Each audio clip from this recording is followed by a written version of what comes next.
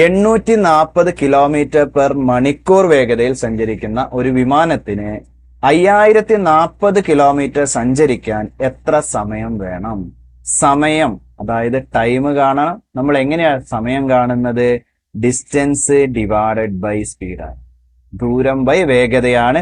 അതിലെ ഡിസ്റ്റൻസ് എന്ന് പറയുന്നത് 5040 ഡിവൈഡഡ് ബൈ സ്പീഡ് എന്ന് പറയുന്നത് 840.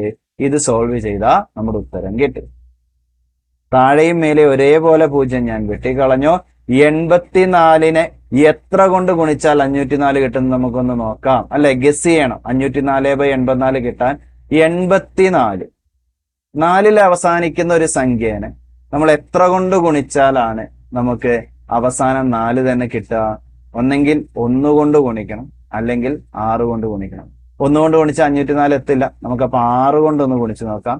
6 4 24ന് 2, 8 6 48 2 50, 504 കിട്ടുന്നുണ്ട്.